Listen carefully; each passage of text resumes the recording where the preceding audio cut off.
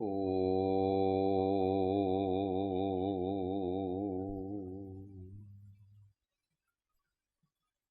मंगलमय मंगलकरण वीतराग विज्ञान नमो ताहि जाते भय अरिहंतादि महान नमो ताहि जाते भय अरिहंतादि महान। ओ जय जिनेन्द्र। तत्व चर्चा में श्री जैन सिद्धांत प्रवेशिका अध्याय 4 प्रश्न संख्या 482 बराबर। गुजराती में 479। इन तीनों पूर्ण गुणों की एकता होने का क्रम किस प्रकार है? पहला प्रश्न आता ना, ये तीनों गुण जब एक हो जाते हैं तब मोक्ष होता है, संवर निर्जरा होती है। तो इन तीनों गुणों की एकता होने का क्रम किस प्रकार से है? तो उत्तर, जैसे जैसे गुणस्थान बढ़ते हैं तैसे ही ये गुण भी बढ़ते हुए अंत में पूर्ण होते हैं। जैसे जैसे गुणस्थान बढ़ते हैं वैसे वैसे इनकी पूर्णता भी होती रहती। वैसे सबकी पूर्णता एक साथ होती नहीं। सम्यक दर्शन की पूर्णता कौन से गुणस्थान में हो जाएगी? चौथे गुणस्थान। सम्यक ज्ञान की पूर्णता कौन से गुणस्थान में हो जाएगी? 13वें गुणस्थान। और सम्यक चारित्र की पूर्णता कौन से गुणस्थान में हो जाएगी? 14वें गुणस्थान। इस प्रकार से इनकी पूर्णता। अब बार बार गुणस्थान ऐसा आता है तो ये गुणस्थान क्या है, ऐसा प्रश्न करते हैं। 483 गुणस्थान किसको कहते हैं? उत्तर, मोह और योग के निमित्त से सम्यक दर्शन, सम्यक ज्ञान और सम्यक चारित्र रूप आत्मा के गुणों की तारतम्य रूप अवस्था विशेष को गुणस्थान कहते हैं। मोह और योग के निमित्त से सम्यक दर्शन, सम्यक ज्ञान और सम्यक चारित्र रूप जो आत्मा के गुण हैं उनकी तारतम्य रूप अवस्था, बढ़ती हुई अवस्था, घटती हुई अवस्था, इस अवस्था का नाम गुणस्थान कहलाता है। इसमें दो प्रकार है, एक मोह और योग के निमित्त से होती है। ये मोहनीय कर्म के उदय, उपशम, क्षय, क्षयोपशम, इसके आधार पर गुणस्थान सारा का सारा चलेगा। और योग मन वचन काय की प्रवृत्ति, तो कहाँ कहाँ कौन कौन से योग हैं और कौन कौन से कहाँ पर फिर अयोग है, तो किसके निमित्त से क्या क्या है वो भी अभी बताएंगे। 484 गुणस्थान के कितने भेद हैं? 14। मिथ्यात्व, सासादन, मिश्र, अविरत सम्यक दृष्टि, देश विरत, प्रमत्त विरत, अप्रमत्त विरत, अपूर्वकरण, अनिवृत्तिकरण, सूक्ष्म सांप्राय, उपशांत मोह, क्षीण मोह, सयोगी केवली और अयोग केवली। सबको गुणस्थान के नाम याद हैं? एक एक करके बिना देखे बोलना। पहला मिथ्यात्व गुणस्थान, दूसरा सासादन, स्वासादन नहीं, सासादन, तीसरा सम्यक मिथ्यात्व गुणस्थान, इसका नाम मिश्र भी। चौथा अविरत सम्यक दृष्टि गुणस्थान, पांचवा देश विरत, उसके आगे सम्यक दृष्टि, अब चौथे के आगे सम्यक दृष्टि सबके आगे लगा देना। छठा प्रमत्त विरत, कई नाम आएगा उसका, प्रमत्त संयत, देश संयत, तो ये नाम एक ही। सातवां अप्रमत्त विरत, अथवा अप्रमत्त संयत, आठवा अपूर्वकरण, नववा अनिवृत्तिकरण, दसवा सूक्ष्म सांप्राय, 11वा उपशांतमो, 12वा क्षीणमो, 13वा संयोग केवली और 14वा अयोग केवली। इन गुण स्थान के बारे में एक एक लाइन में कौन बता सकता है?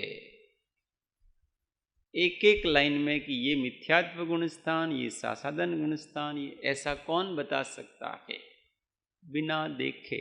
देखने का तो है भी नहीं कुछ। चलो कोई आप बताओ, माइक लगाओ।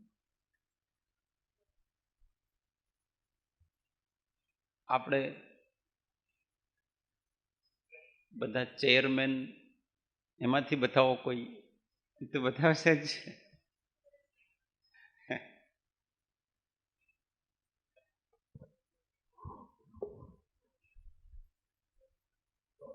हाँ,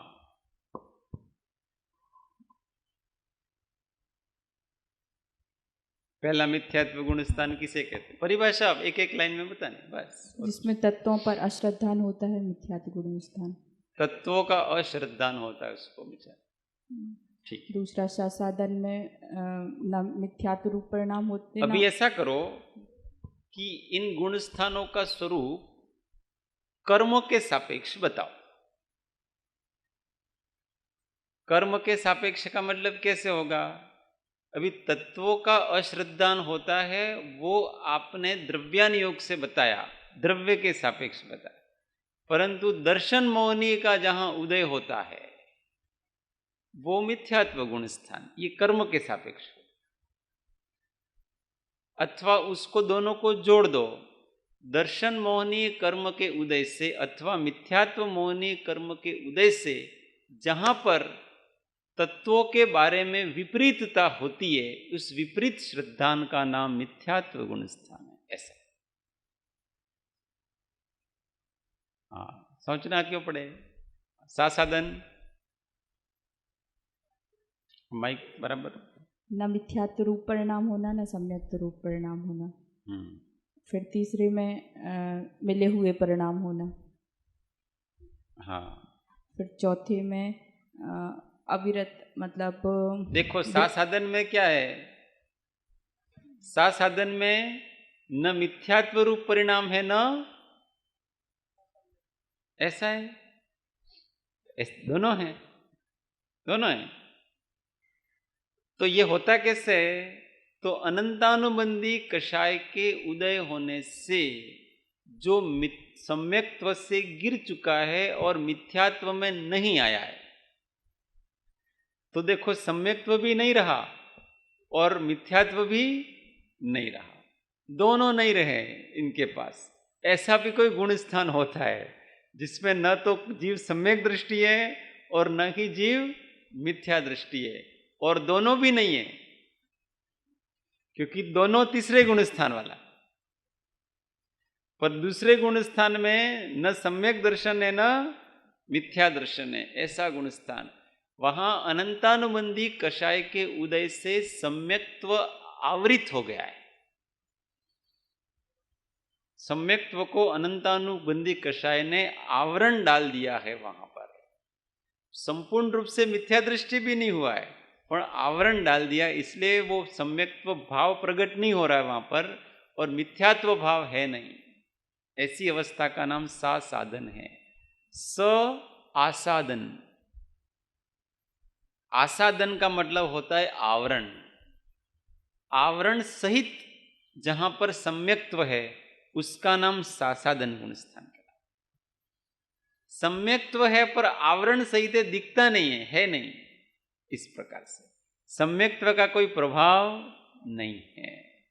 जैसे कोई व्यक्ति है परंतु घर का मालिक है और चोर आए, परंतु वो घर का मालिक है, वो घर के मालिक को बाथरूम में उन्होंने कैद कर दिया और वो वहां से निकल नहीं सकता है। और चोर आकर के लूट गए। अब वो पुलिस वाले आकर के पूछेंगे तो ये चोर आए वगैरह, तो घर का मालिक कहाँ था, उसने कुछ क्यों नहीं किया? तो घर का मालिक इसका मतलब या तो था नहीं, था तो कुछ किया क्यों नहीं? तो भाई घर का मालिक था परंतु वो कैद कर लिया गया था, मतलब वो बाथरूम के अंदर था।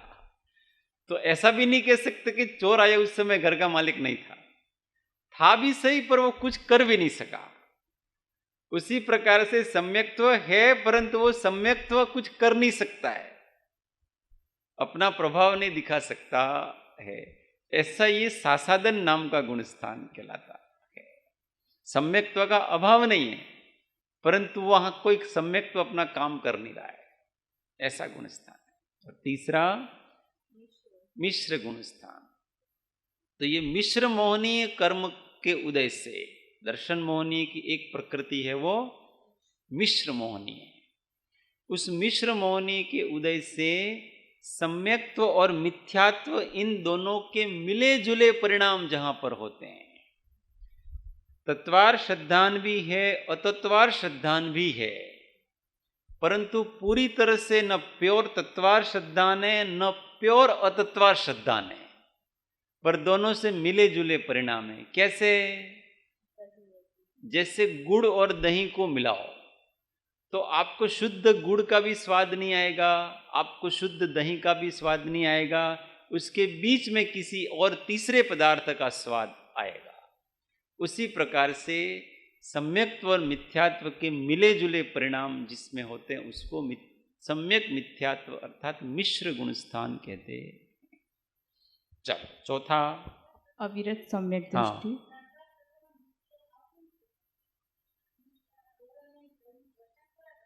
हाँ,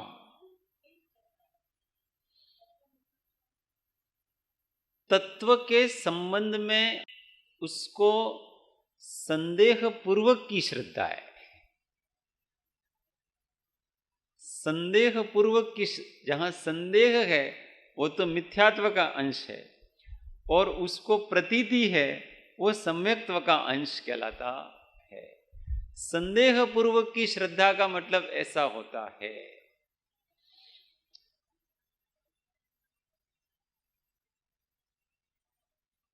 किसी ने, आप बहुत बीमार हैं, सब डॉक्टरों को बताया परंतु अपनी बीमारी गई नहीं, तो किसी ने यूं कहा कि भाई આપણે સુખડી ક્યાં ચડાવે છે? મવડી જાઓ, ઘંટાગઢ મહાવીરને સુખડી ચડાવો તો તમારી બીમારી ठीक થશે, अथवा सारंगपुर जाओ और हनुमान जी को दर्शन करो तो वहां जाकर के आपका जो भी भूत प्रेत है, जो बीमारी वो सारी सारी निकल जाए। अब वो व्यक्ति वो मवड़ी गया, दर्शन किया, अब दूसरे के कहा इसलिए और बहुत से लोगों को उससे ठीक हुआ, इसलिए उसको ऐसी श्रद्धा तो बैठ गई कि मैं वहां जाऊंगा और उनको मैं सुखड़ी चढ़ाऊंगा तो और बहुत से लोगों को ठीक हुआ है और मुझे लगता है कि वहां ठीक होगा, सब लोग कहते हैं, इसका मतलब वहां ठीक होगा। परंतु सुखड़ी चढ़ाने के बाद भी उस व्यक्ति को यार कि इसमें ऐसा है कि कुछ लोगों को तो ठीक हुआ पर कुछ लोग ऐसे भी हैं जिनको ठीक नहीं हुआ, इसलिए मैंने सुखड़ी चढ़ाई तो है परंतु क्या पता यार दूसरे लोगों को ठीक हुआ वैसे अपने को भी ठीक होगा कि नहीं। अब उसको दोनों में झूल रहा, वो श्रद्धान और अश्रद्धान दोनों भावों में वो झूल रहा है।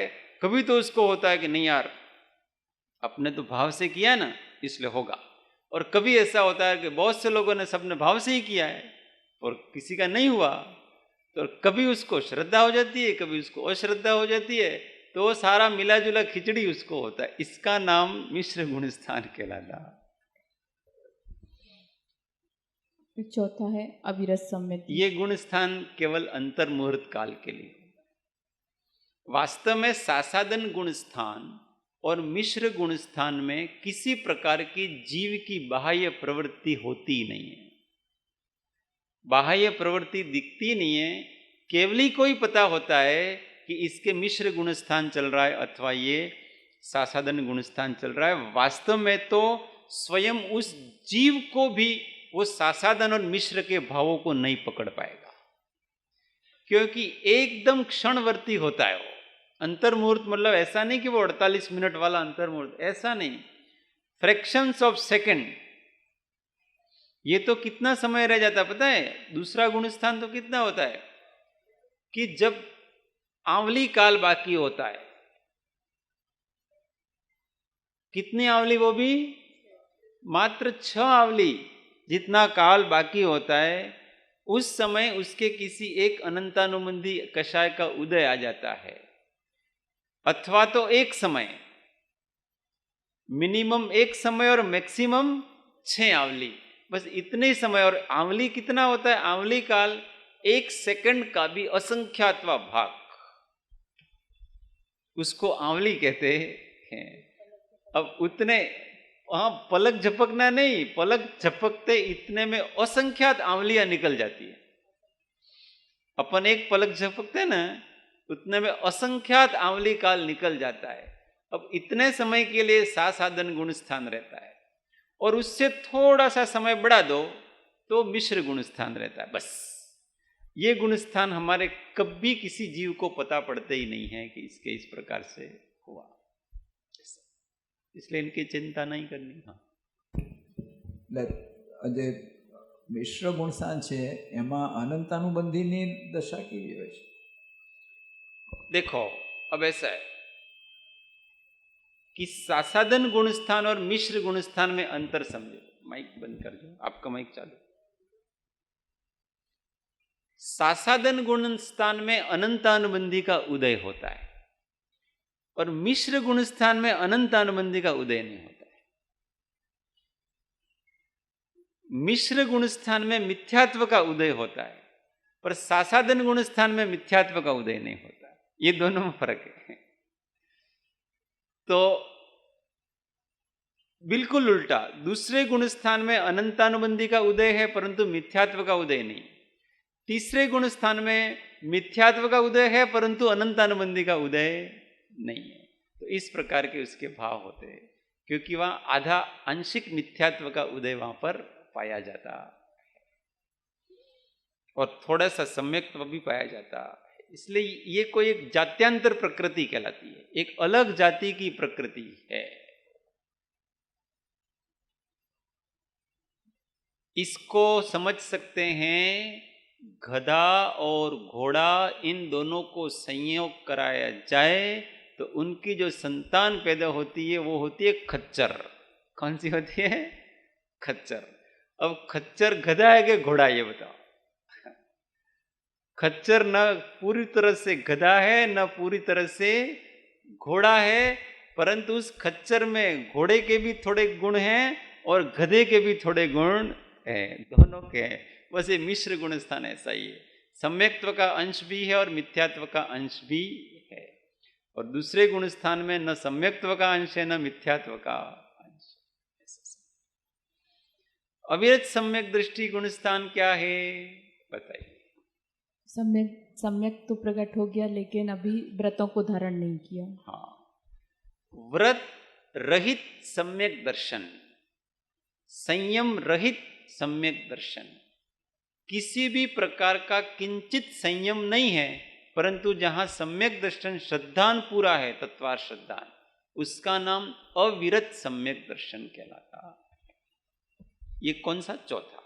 देश विरत में एक देश व्रतों को धारण कर लेते हैं। हाँ, तो आंशिक विरति से युक्त जो सम्यक दर्शन है उसका नाम देश विरत कहलाता है। फिर प्रमत्त विरत, प्रमाद सहित व्रतों को धारण करते हैं। हाँ, महाव्रतों को। हाँ, प्रमाद सहित महाव्रतों को नहीं, महाव्रतों में प्रमाद रहता है। हाँ, तो जहां पर प्रमाद सहित सकल संयम है, प्रमाद सहित उसमें देश संयम था, इसमें प्रमाद सहित सकल संयम है। सकल संयम तो है क्योंकि वो पूरी तरह से विरत है, विदेश विरत नहीं है, पूर्ण वृत्ति है उसकी। यहां वृत्ति का मतलब होता है कि बुद्धिपूर्वक समस्त प्रकार के विषयों और हिंसा का त्याग, बुद्धिपूर्वक विषयों में प्रवर्तन का और बुद्धिपूर्वक जीवों की हिंसा करने का जो त्याग होता है उसको सकल संयम कहते हैं। इसलिए मुनि अवस्था में बुद्धिपूर्वक कोई भी पाप की क्रिया होती नहीं है। अभी आप कहेंगे भोजन करते हैं वो पाप की क्रिया है कि नहीं?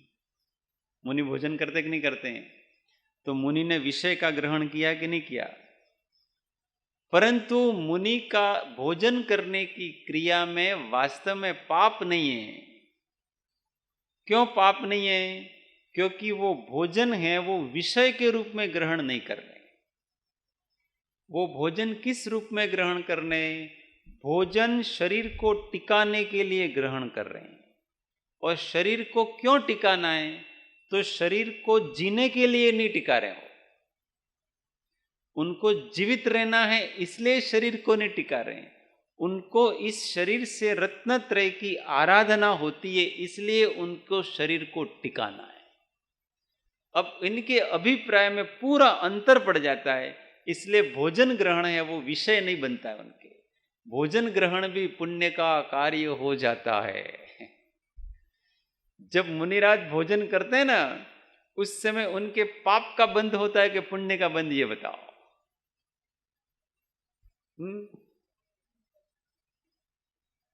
मुनिराज जब भोजन ग्रहण करते हैं उस समय इंद्रिय विषय का ग्रहण कर रहे हैं कि नहीं कर रहे हैं? तो उस समय उनके पाप का बंध होता है कि पुण्य का बंध होता है? थोड़ा जोर से बोलो। पुण्य का बंध। और पाप का बंध होता है, ऐसा किसी का अभिप्राय है कि नहीं? तो किंचित भी पाप का बंध नहीं होता है।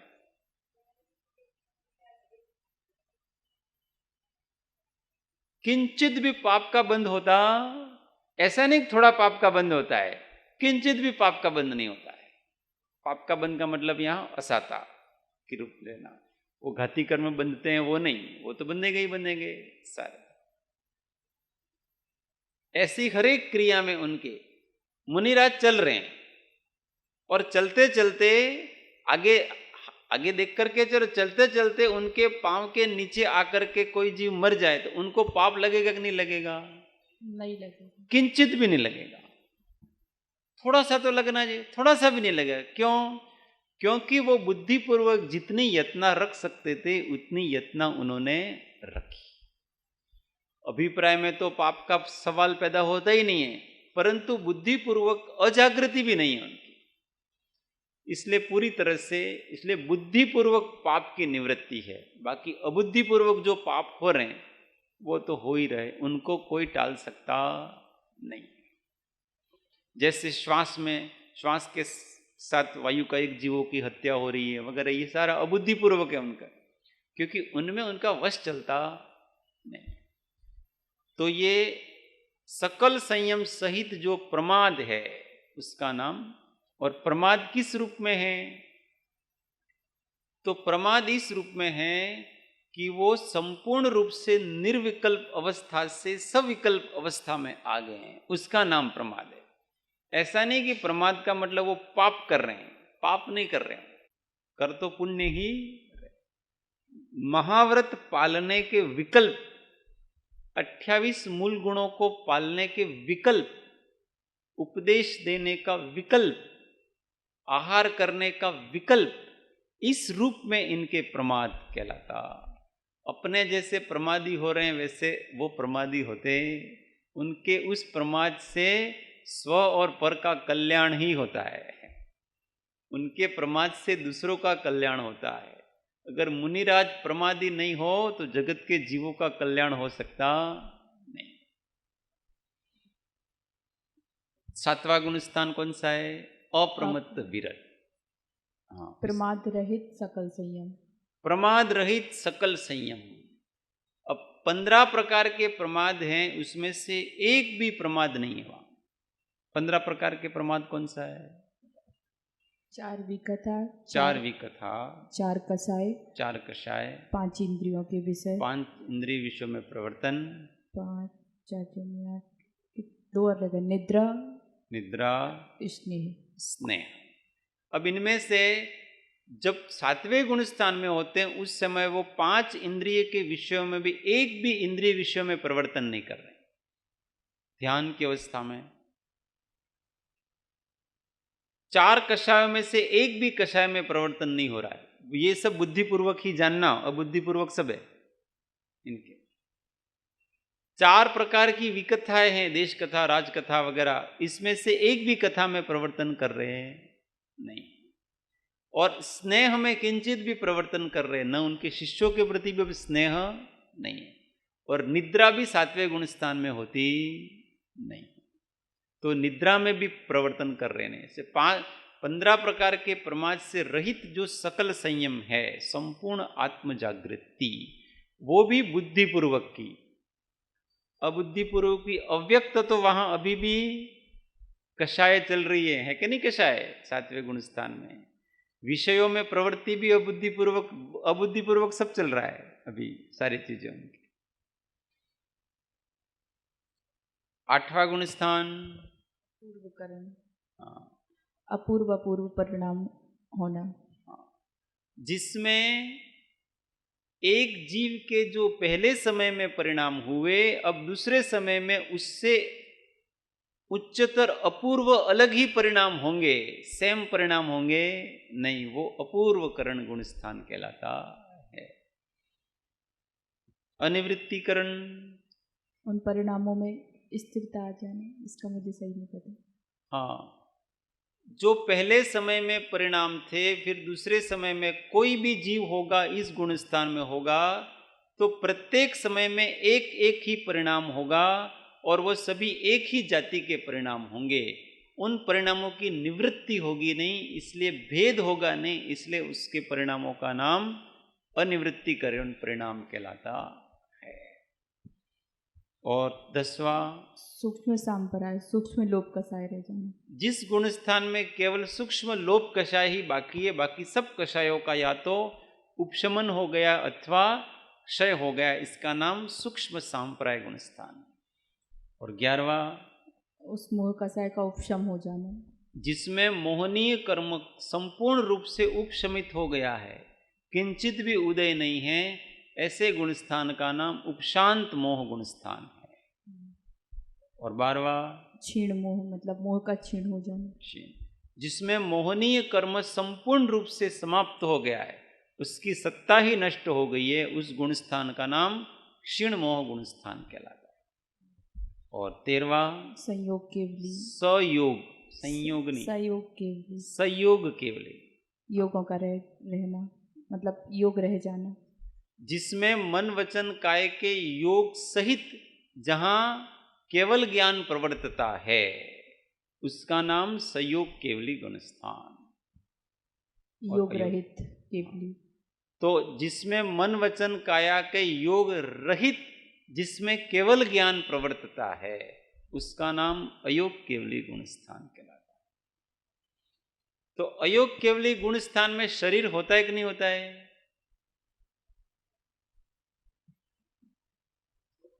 मन वचन काय के योग का वहां निरोध होता है, वो अयोग केवली गुण स्थान है, तो इसमें शरीर होगा कि नहीं होगा? शरीर तो होता है, तो इनको अयोग क्यों कहते हैं? योग नहीं है ये।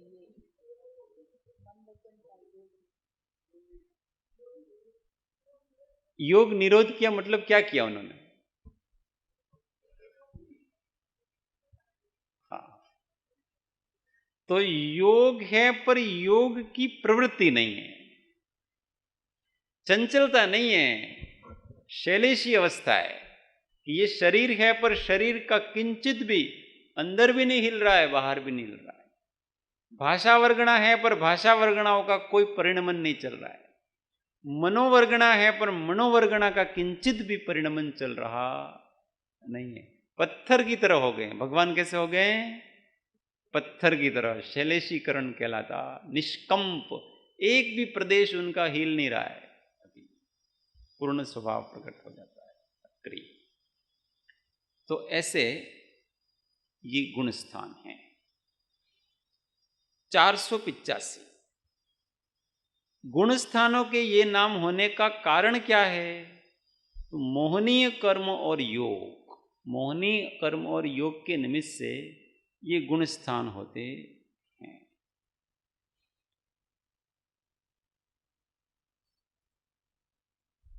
ये प्रश्न थोड़ा बड़ा है, इसलिए अपन इसको कल पढ़ेंगे, बड़ा प्रश्न है और ये थोड़ा समझने जैसा भी है कि कौन से गुण स्थान में कौन सा मोहनीय कर्म होता है, फिर कौन सा, किस गुण स्थान में कौन सा योग होता है, अयोग, ये सारा का सारा अपने बताएंगे। तो अपन इसको कल पढ़ेंगे। अपने पहले एक कर्मों के विषय में एक चार्ट बना करके दिया था, जिसके पास भी हो वो कल से लेकर के आना, और नहीं हो तो अपने कॉपी कराएंगे इधर से। किस किस के पास है जरा हाथ उठा, कोने कोने पास બે, જેને પાસે હોય લઈને આવજો, बाकी कॉपी करावी लेसो। चलो, इस संबंध में किसी को प्रश्न पूछना है तो पूछिए। समय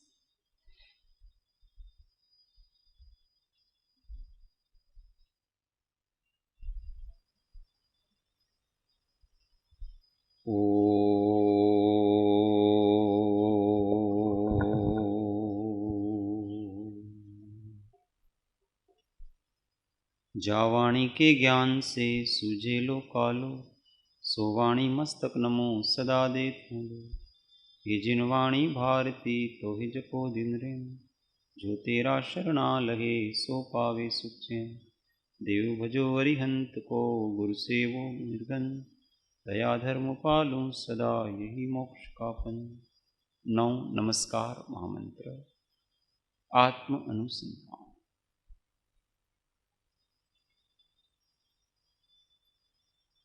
ओ